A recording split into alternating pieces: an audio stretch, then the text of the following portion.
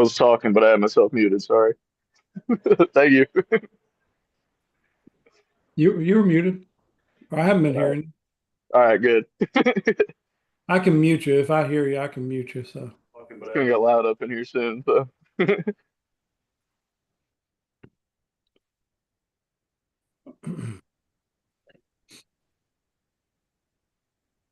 going to be in Proverbs 18 today. If y'all want to go ahead and be turning there. Good to see you, Wilson. Good to see you too, bro. How are you doing? Doing well. Every time you come on, it just brightens the room. You got that yellow wall behind you. Yeah, I have a yellow wall behind me. Last Wednesday we did not have power. That is why I was not in the meeting. That's understandable. Here comes Jason. I'm gonna let him get joined, and then I'll uh, let you all know where Ian is at.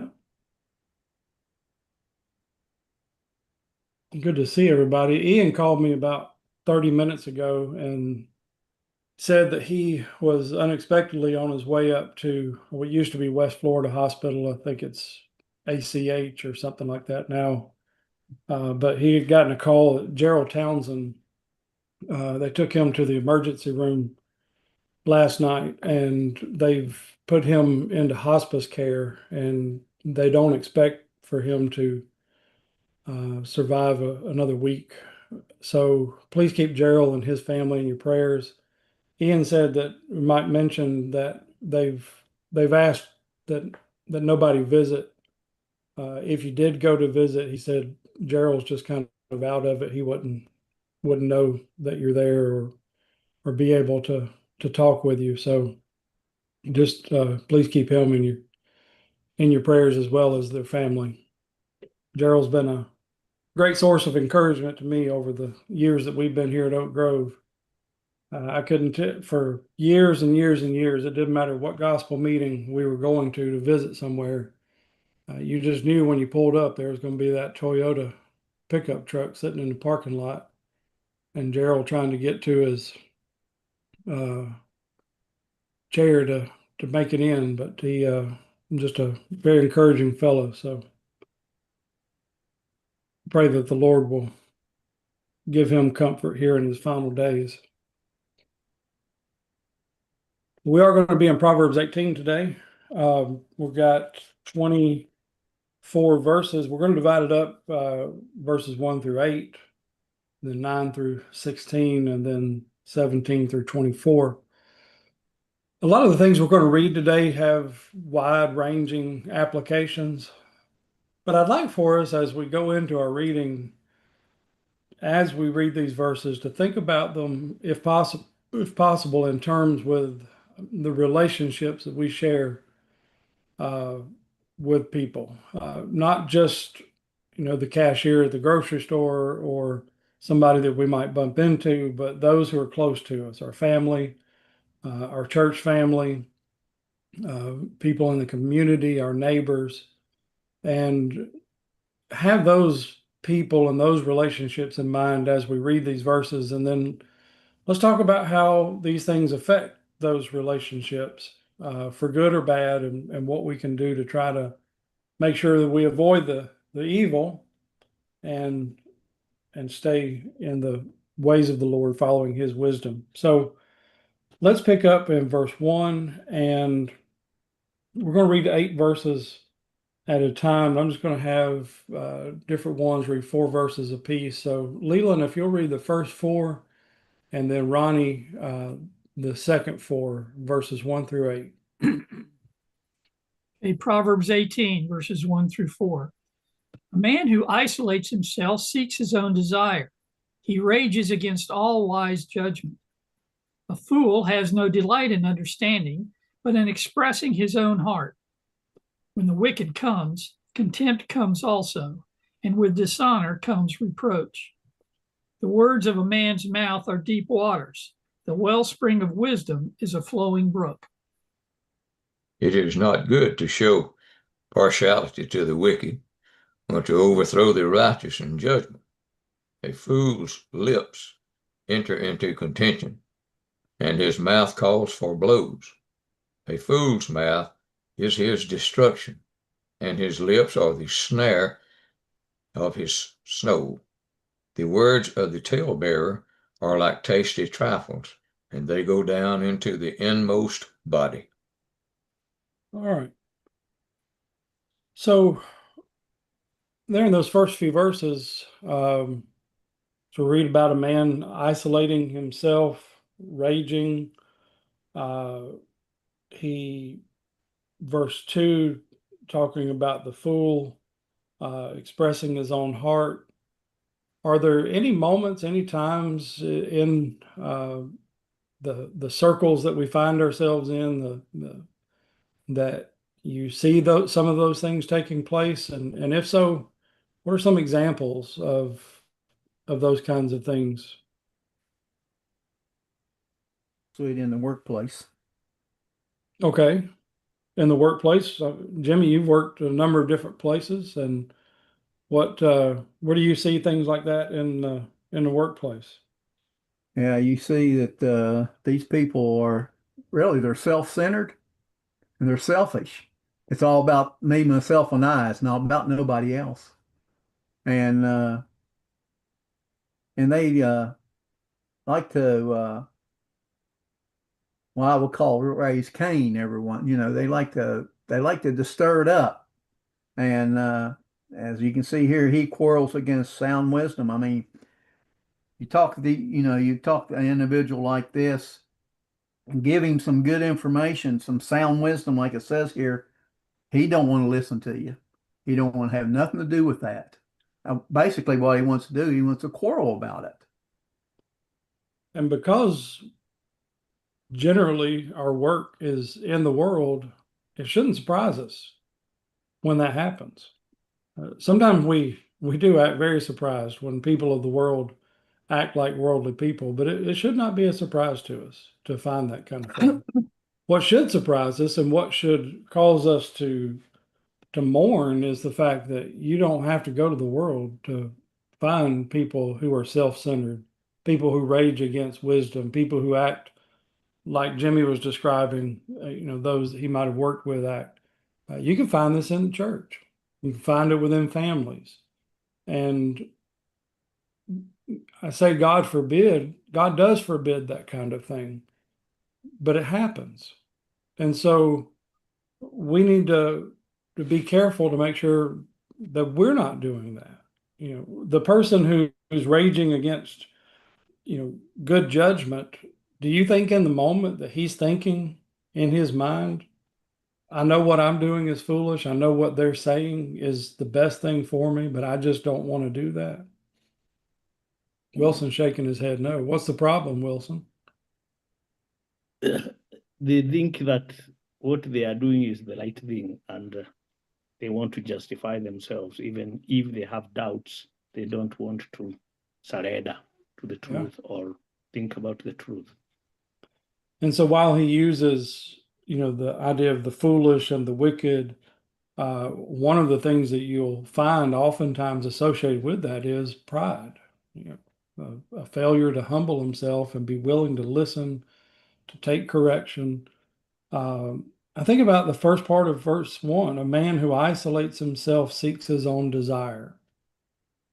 How frustrating is it when you find those who they need help, you're trying to help, but they just keep pulling further and further away. And there could be different reasons for that. Jason, I know you're probably familiar with a number of reasons why people might seek to isolate themselves. But here we're told one reason is because they want to do what they want to do, and they don't want anybody to tell them different. Jason? And that's not always God's plans for man. You see in Genesis 2, after he had made Adam, the idea of man being alone, God makes a statement there that it's not good. God's desire is that for Adam it's not good for man to be alone.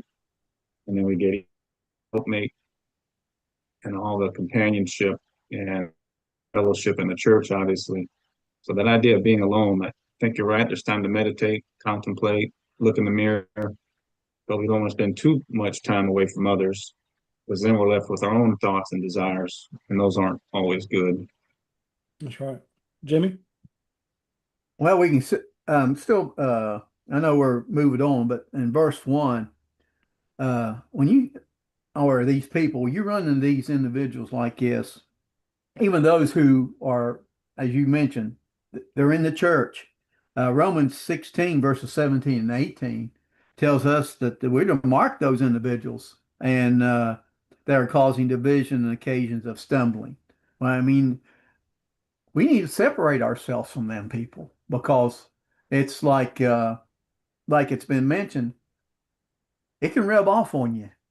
And that's not a good sign, for that to happen, for the elbow to elbow with these kind of people. And because you're going to fall right into what they're wanting you to do. They want you to fall right into their trap to be as they are. And we can't, scripture tells us we can't be like that. And one of the things that I thought when I was reading verse 5, or we were reading verse 5, is sometimes that partiality is shown in the church to the wicked.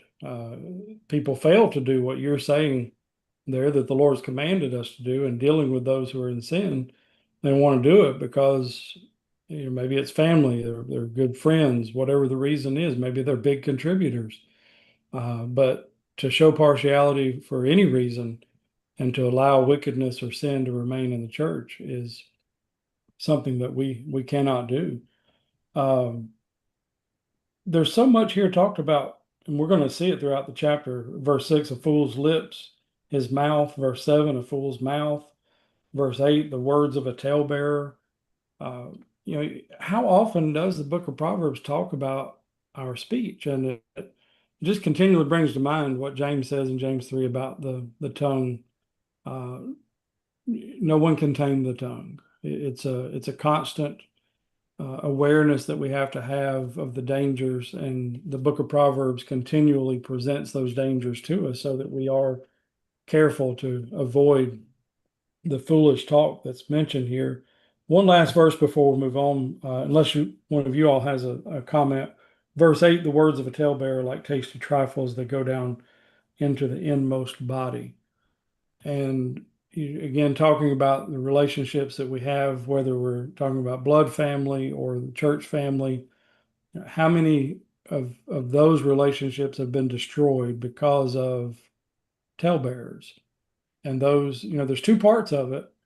And he really speaks to both of those parts. One is the person giving the information. The other person is the one who loves to hear this information. And if you can just cut one of those off, then it can't go anywhere. Leland?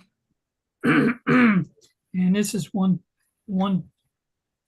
time that you really need good, strong elders.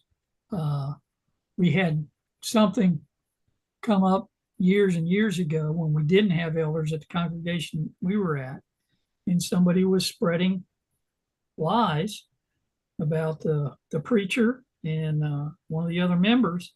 And because we didn't have elders, it took a little bit longer to get it taken care of than if we had elders, a good, strong elders. So again, and that's another reason why when choosing elders, it needs to be for the right reason. The right people need to be chosen, not just because they're liked or anything, but because their knowledge of the Bible and their willingness to get up and stand for the truth. Very good. We're going to say more about that in just a moment, because I think there's another verse that ties in well with that that I want to bring out. But is there any other things you want to mention there through verse 8? Anyone? All right. Well, let's go ahead and pick up, and we'll read 9 through 16. And Wilson, if you'll read 9 through 12. And then Keith, 13 through 16. He who is slothful in his work is a brother to him who is a great destroyer. The name of the Lord is a strong tower. The righteous run to it and are safe. The rich man's wealth is his strong city, and his high wall in his own esteem. Before destruction, the heart of a man is haughty, and before honor is humility. He who answers a matter before he hears it, it is folly and shame to him. The spirit of a man will sustain him in sickness, but who can bear a broken spirit? The heart of the prudent acquires knowledge, and the ear of the wise seeks knowledge. A man's gift makes room for him and brings him before great men. All right. So the first part of this, verse 9, I genuinely would like to hear what some of you think about this. There's a part of it that I think is pretty obvious, but then what are your thoughts on the one who's slothful being a brother to him who is a great destroyer? Somebody said that, and I believe it is true, that when you fail to plan, you are planning to fail. Okay. That means somebody who doesn't plan to work because you just don't work, you plan your work so that you can be able to execute it. You are the same as somebody who has planned to destroy or to fail doing the work. Okay. Yeah, I like that. Yeah, the one who's a slacker, he doesn't produce nothing at all. He doesn't. I mean, he doesn't. And he destroys what has been produced. It is another thing that he does, and so as we can see, the results are the same. There's nothing to show for one's time. There's nothing to show for his time and efforts. He can't show you anything. Because why? He hasn't produced nothing. There's another passage that goes into great length about the lazy man later in the book that we will get to. But what you find there is a field that's, somebody took the time to prepare that field, to plant that field, to build the walls. And, when it was first done, I imagine it was a very nice thing. But the lazy man comes along, takes possession, and it just wears and wears and wears until the point that it's useless, it's worthless. So going to both Wilson and Jimmy's point, by being lazy, it's not that you're just not doing anything, you're actually destroying, tearing down. I also thought about how Israel, when they're ready to go into battle, the Lord says on a couple of occasions, once with Gideon, once just a general statement in the law about those who really aren't ready to put their hand to the battle. And he says, don't let them go. We don't want that influence to affect the others around them. And that lazy man can have that kind of influence too. So that not only his work is not coming to anything, but that others join in with his laziness and frivolity, and that influence brings more destruction. Appreciate that. Can you see Go ahead. I kind of see two separate individuals here in this passage of scripture. You see one who is slack in his work. Then you see one, because he says, is brother to him who destroys. So you got one who's a slacker and one who destroys. They're brothers. They go hand in hand with each other. And I kind of see that in that passage of scripture right there. Of two, I mean, yeah, you could have one individual who is a slacker, who is a destroyer, but you can see two individual people, one slacker, one who destroys. And Yeah, it's good that you bring that out, because they're brothers. right. He doesn't say the slothful man is a destroyer. He says he's a brother to him, and you see that close relationship that they share. Then in verses 10 and 11, you have two, it seemed to me, contrasting ideas. Both talk about a tower and strength, fortification. In verse 10, where is strength found there? In God. That's right. God's our tower. And it's interesting that it says the name of the Lord is a strong tower. The righteous run to it and are safe. As opposed to the rich man's wealth being his strong city. and like a high wall in his own esteem. But what's going to happen at some point to the man in verse 11? He is going to reach his head because every man has his head. Yes. Even if he's able to carry his wealth with him, where he's found his strength and through life, and many do, there's still going to be an end to it because he's not taking it with him past this life. And then so often those things that he's found trust and security in this life, they're taken away. Go back to the Great Depression. People lose everything, and I wasn't there, but I've heard stories of people jumping out of windows, and there just being a lot of things like that going on because they've lost everything. But for the man whose strong tower is the name of the Lord, who's going to take that away? Nobody. Nobody. I think that's what we see in Romans 8 that Paul is emphasizing there. Who can separate us from the love of Christ? And the point there is not eternal security no matter what you do, but it is security for those who continually put their faith and trust in God. Verse 13, I think, goes back a little bit to what we were talking about in verse 8. A person who answers a matter before he hears it. How often do we get just a brief picture of something and we jump to all kinds of conclusion to fill in the missing pieces, and we come up with our own version of a story that is likely to have no resemblance to the truth? We like to do that. We want to know everything about every situation. If we don't have all the facts, we'll just supply them. But what should we do, Keith? Just gonna say it reminds me of when we're told to be quick to hear, slow to speak, and slow to wrath. Yeah. There are so many matters where we don't really need to know. The situation at hand has nothing to do with us, and so we could just leave it right there. But then if it is something that we need to know, as you be swift to hear, look for more information, talk to those who actually know something. Jason?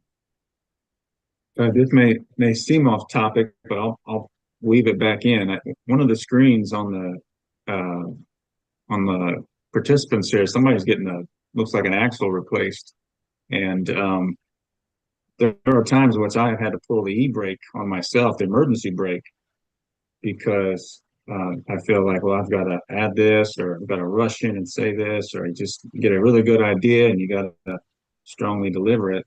But that emergency brake is there as like a fail safe, and got to remember to pull that. Maybe other people have to practice that same thing, because it just seems like, well, I feel so strongly it's got to be said, but it's got to be said at the right time. We don't want to force things.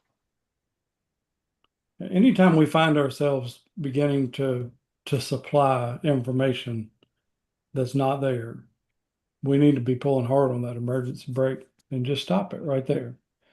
Sometimes we may think, well, it's inconsequential. It's not a very big matter. But if you're doing that in small things, it's likely you're going to do it in more important things that will cause problems down the road.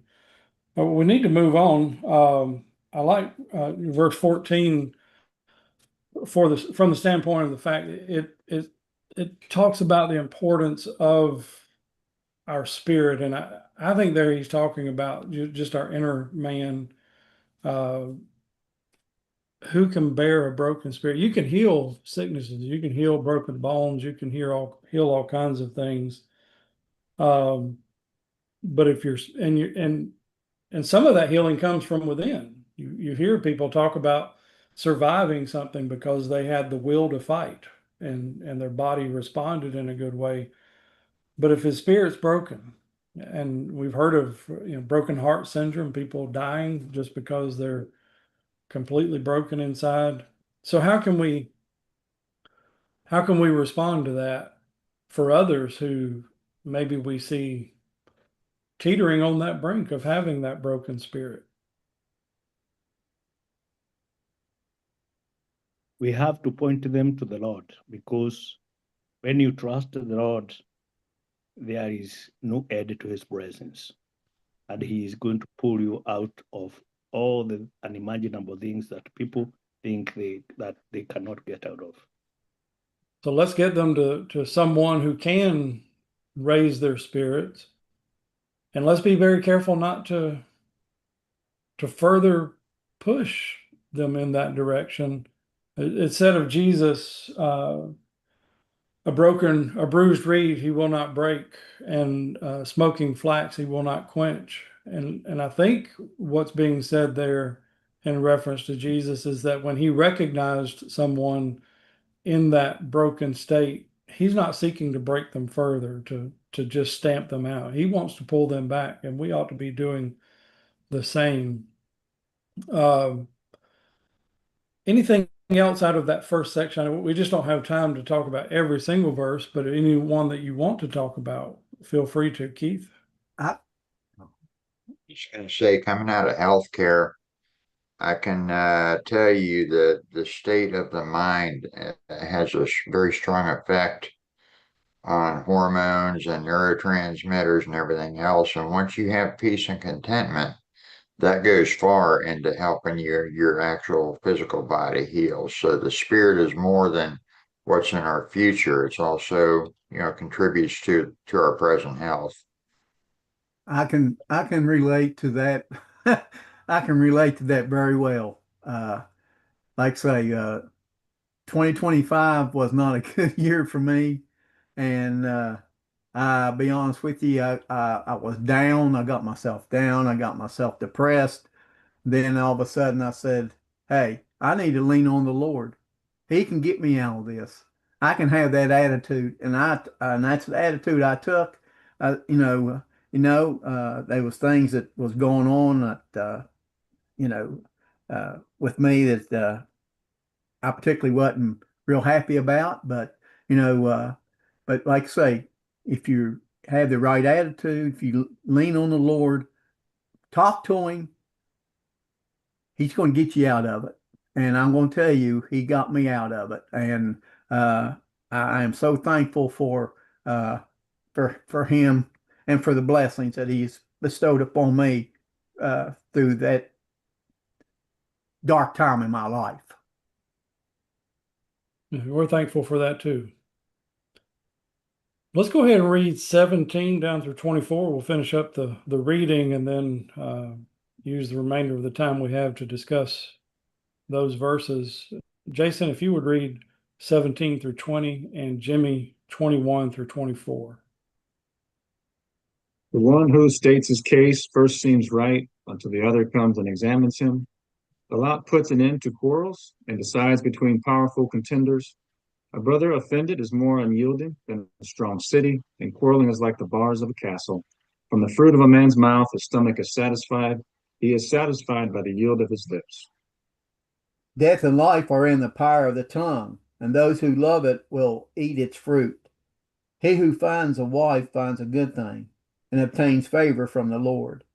The poor man utters supplications, but the rich man answers roughly.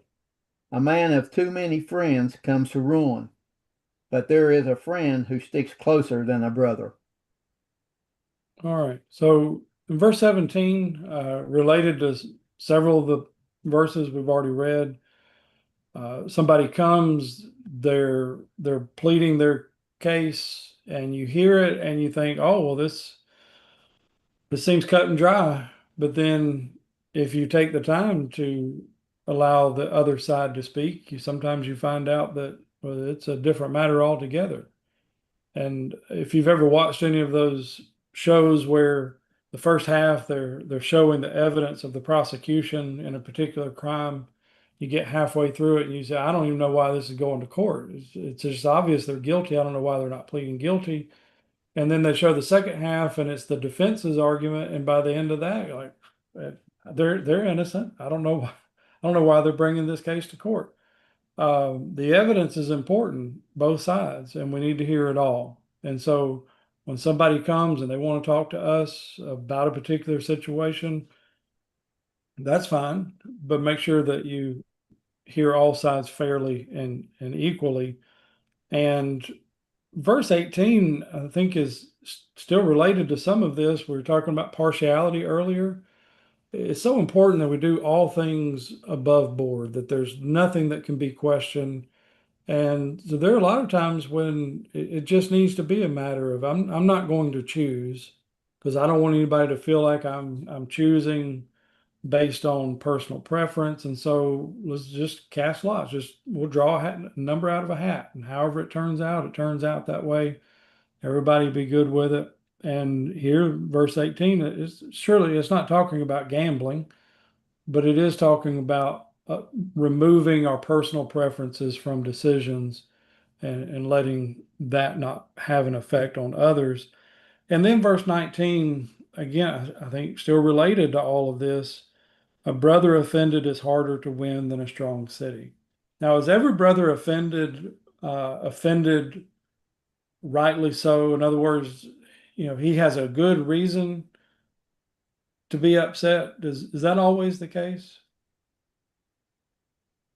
No, Now, a lot of our brothers are thin-skinned, they are.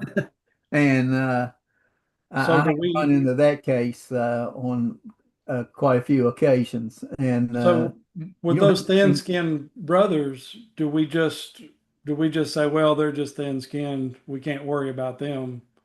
now Is you that the got way to we talk. ought to treat them? Now you got to talk to No, them.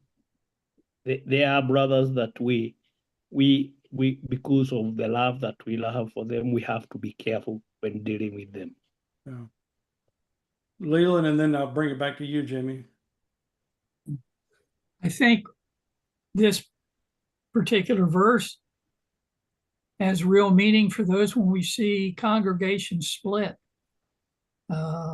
You consider yourself family, and then all of a sudden there's a rift for whatever reason, whether it's for real or imaginary, and people all of a sudden just can't understand why these family members are against what they're thinking. And so, like I say, I think that's one thing we have to be aware of and be careful of. So, Sure. Jimmy, I think I cut you off a moment ago. Just like it says here, a brother that is offended is harder to be won than one. Even though, say you offended him and you apologize to him, he still has uh ones I've run into have problems of, okay, yeah, I take your apology, but hey, I'm not going to be close to you like I used to be, you know, and that's not the attitude to have. If you offend a brother and this is to be won, then, harder to be won than a stronghold, uh, then he's got a problem. He's got issues of his own, and And that he he needs to does. sort out. You're right there.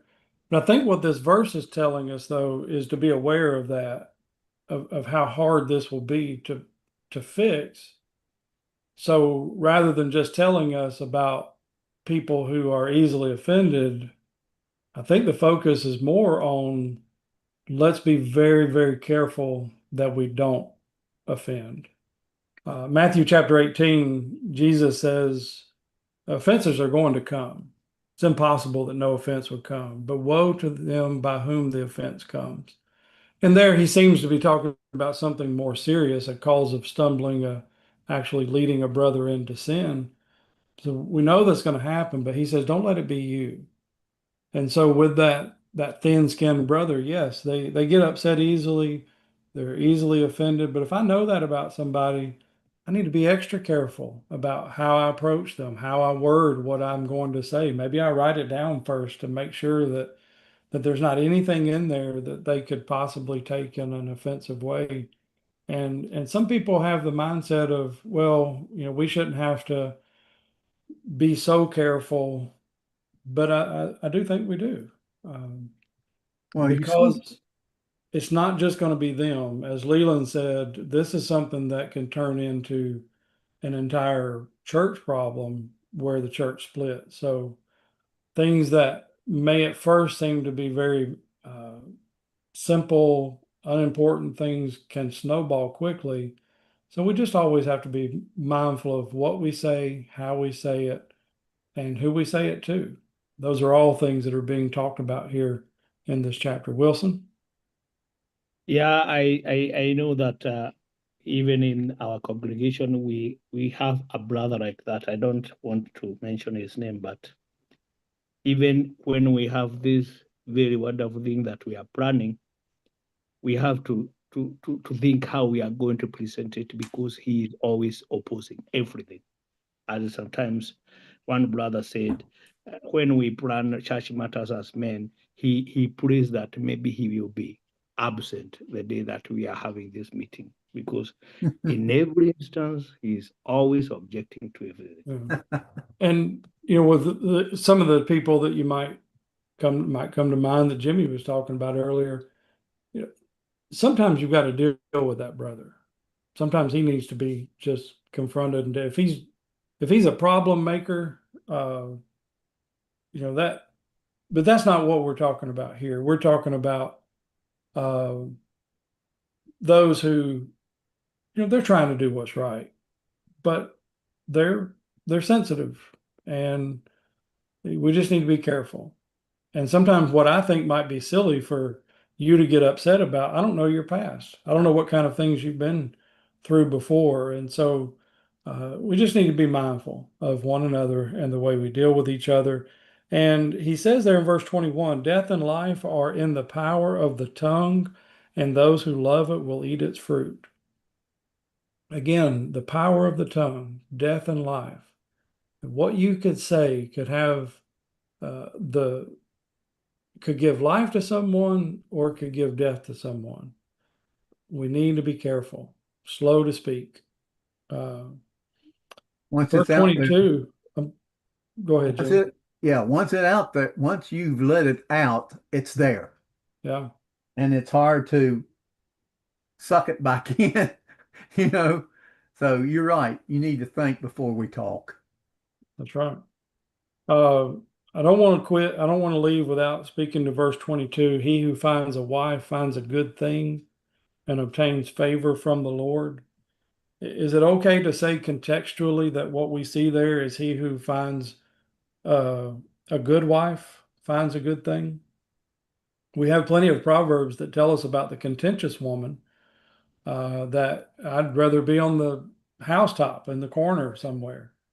I'd rather go through the torture of waterboarding than to hear that contentious. So it's a good wife that we're looking for. If we're looking, I'm looking at the screen here, and I see a bunch of married men who have good wives. And so if the text tells us that we've found a good thing and obtained favor from the Lord, uh, maybe we ought to let our wives know that sometimes, just how much we appreciate what they have done for us. So, uh, any closing word or comment on another verse? Anything you all want to say? I know I probably talked more in that last section than I wanted to, but our time is used. I don't see any hands. So next week, Lord willing, Ian will be leading us through chapter 19. And again, I'll ask that you continue to remember Brother Gerald Townsend in your prayers, as he is apparently in his last days of the life in this world. It's good to see you all. Look forward to seeing you next week. Great to have you on here, Jimmy Fields Bye-bye. Jr.